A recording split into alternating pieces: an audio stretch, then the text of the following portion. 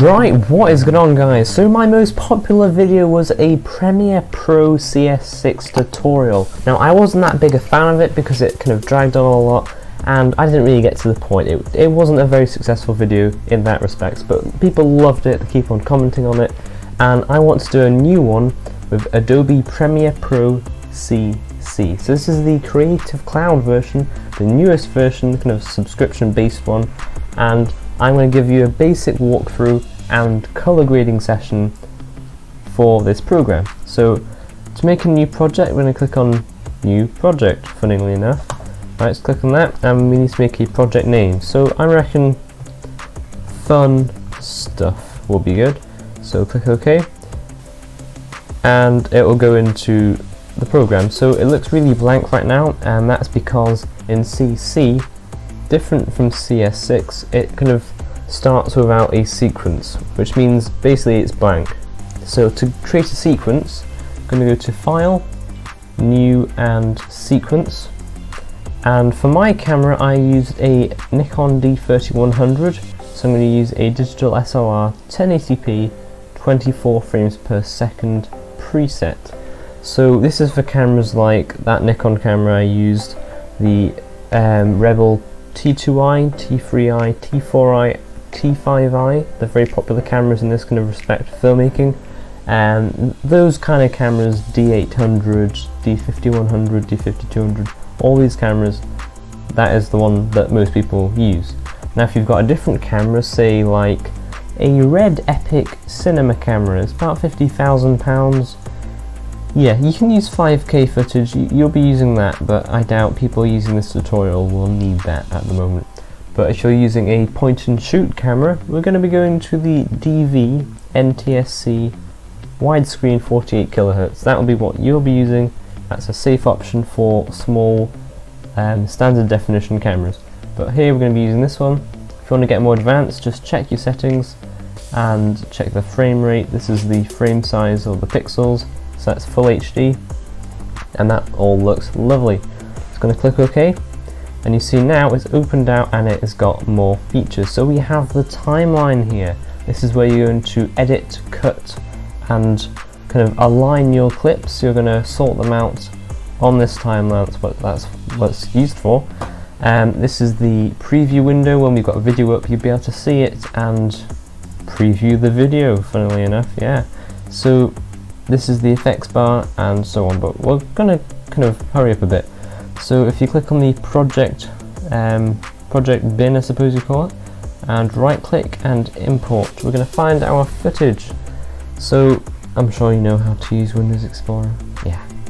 Okay, so we're going to find the footage. This is mine, shot on that camera I told you about, the Nikon D3100 in Bruges. This is the famous boat trip which goes through the city on the canal. It's fantastic, and well, I wanted to edit the video for it. So what I just did there, without telling you, it's very naughty of me, using the plus and minus keys you can zoom in on the video. It doesn't change the clip duration, all it does is just zooms in. You can also use this tool here to do exactly the same thing. It's quite important just to be able to see it, it's not getting too small, you know. So this red line, this is going to be where you skip through your clips, like that. If it's really slow at this point, head over to here and make sure the resolution is at lowest. That helps your computer kind of process the video preview and not get bogged down. Now if it isn't playing at all smoothly, then that's about as good as it's going to get, so I'm sorry about that. Now then, I want to find the start and end point of my clip. So say if I want to start it here, just where the boat comes in, I'm going to either click from the start and drag that in, and that's cut it, or Control Z will go backwards, by the way, or I can hit C to get the eraser tool up and click where I want it to cut. It split it in half, you see, and we're just going to highlight the section we don't want and click delete on our keyboards. Now it's very important that you see there's a blank space here. You don't want that. You want to drag the clip back to the start again, and same if you want to edit the end of it. Say I want it to stop there, just drag it back again and that will cut it. So you can see what you've done there. That's lovely. Now, I shot this flat on my DSLR, which basically means I've made the footage deliberately dull and colourless so I can change it in post, which is what we're doing right now. This is just a general, it's good practice to do this, and I'm going to show you what I do. So if we go to Effects panel and Video Effects, now this is the thing, I use Magic Bullet Suite to sharpen, denoise and so on, as well as colour grading. So I'll be using Color Steiner 2, so just click and drag over onto the clip. But if you don't have that, because it does cost, you're going to have to use Color Correction, scroll down, and the Fast Color Corrector. But it's very, very similar, it looks different, okay? So we haven't put that on, we've just used the Color Steiner one because that's what I prefer. Scroll down, you have a good look at that, that's what we'll be using. And again, really recommend this one, it is a really good program. I prefer it for the inbuilt colour correctors, it's just nicer. Philip Bloom also uses it for his colour correction, which is always a good sign. Good old Bloomy, eh? So we're going to use this to brighten the colours up and make it look realistic, because right now it's just really dull. So there's lots of different things you can do, but what I normally do and what is good practice is to do the general, taking the shadows, just click and drag, taking the shadows to the blue section. Now it may be a bit slow, but that's fine, just have to live with that, I'm sorry. Taking that to the blue, okay, it may have got darker, don't worry about that at the moment. Using the mid-tones, taking that to the warmer tones, so you like yellow, orange, red, like so. And you can leave the highlights if you want to. I normally do, unless, say if you've got a white wall and you want to change the colour of the wall, that you'd be using the highlight tone for that. But for skies, you want to keep it a normal colour. That's just a general rule that I keep to. But we'll just leave it at that for the moment. Now also, you see, it still is dull, isn't it? It doesn't look normal.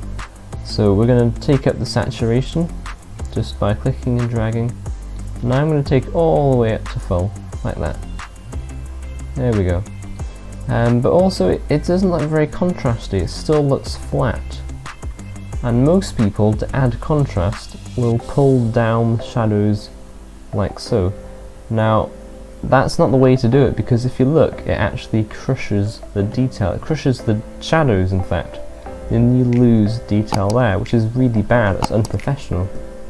So what I do, and what the professionals do, is you take down the mid-tones, like so, just only a bit, like that. Notice it gets darker, that is fine, because you then correct it using the highlights, like so. So use the highlights, and we're just purely using it to get the right exposure. Now be careful not to clip any of your highlights, which means basically don't have it too bright, because then you'll lose detail in the highlights. Okay, so that's looking a lot better now, and if you want a comparison of how it looked before, just go back up, and this normally shocks people, it shocks me, because you're going to forget about how it used to look. And next to the colour steamer there's an FX button. Click that, and that's what it looked like when we started. Quite amazing, isn't it? Tick it, and that's where we've got to. So it's really quite nice. If you do notice, say if you wanted to zoom in on the picture, just check things, go to fit and choose your zoom percentage. I'm going to choose 150 and click the H on your keyboard to pan around the image. So I just want to check something here. You see that's a shadow there, it's a blue shadow thanks to our colour correction, that's fine. But if we toggle this off, we have actually lost the detail. There used to be bricks there. We don't want to lose the detail, so what you can also do is bump the exposure up in the shadows a bit, and see that's coming back again quite nicely, and we've got the detail back from how it used to be. There we go, toggle, it's back how it used to be now. So if you want to get back to the same zoom, go back to fit, and I'll toggle our settings back on again. But we have lost a bit of contrast, so remember what we did to add contrast? Simply go to the mid-range and take it down again. And we've still got the full dynamic range and it looks lovely. Now another popular thing that people want to do is make it super widescreen, so i.e. black bars across the side, or the top and bottom. Now in my last tutorial I mucked up because I told you to get a printout of black and white bars and simply put it over the top. That was a load of rubbish, I'm sorry for that, and people keep on asking. I'm sorry, leave it, okay?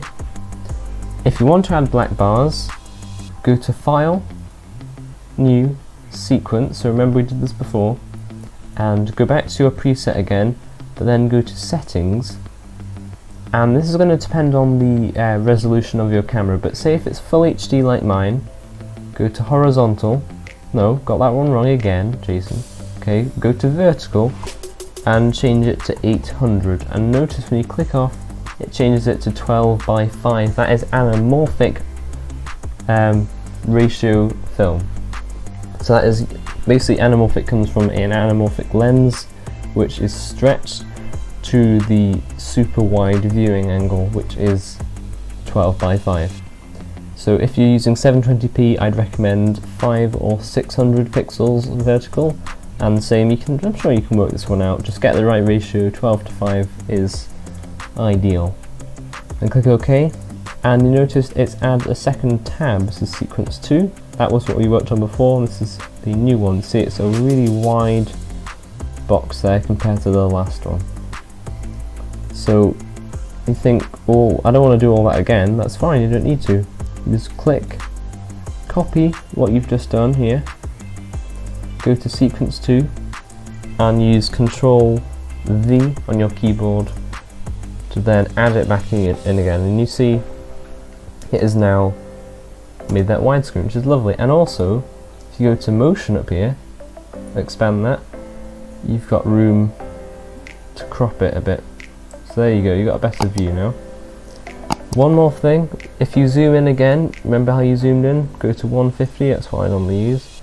And the detail's actually quite soft. That's because when I shot it, deliberately took the sharpness down to avoid some complicated things which I'll talk about later in another tutorial. But if you want to make the video sharper, simply type in to the effects bar sharp, and it'll come up with sharpen, and click and drag that on, and if you go down to the very bottom of the effects bin, you can see it there, and you can add a number. Now for this DSLR camera I normally use 10 to 30. Now if you add too much it will look quite horrible, but I'm going to try 20, and there you go.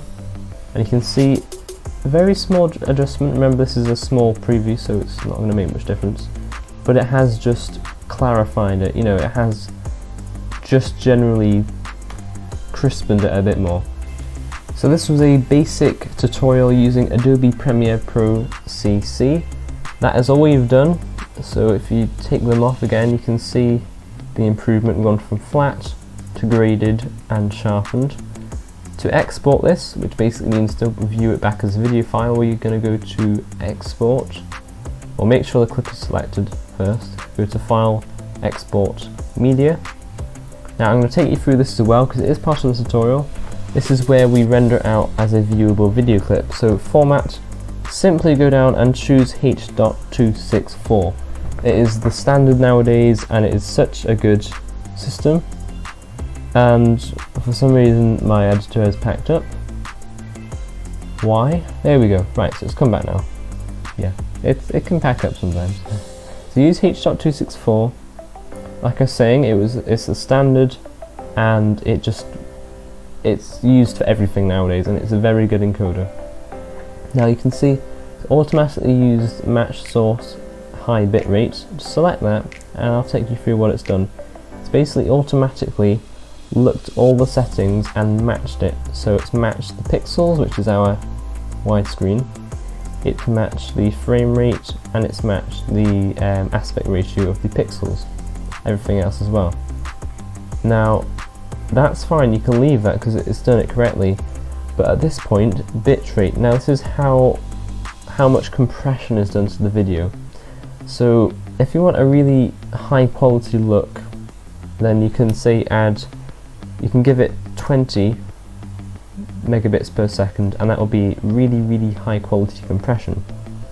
But it's a big file size for this clip, 15 megabyte for a 6-second clip. If you want to upload to YouTube, have still good quality but a small file size, then 5 megabits per second is my personal limit for full HD video. That is as low as I would go for full HD video, and it's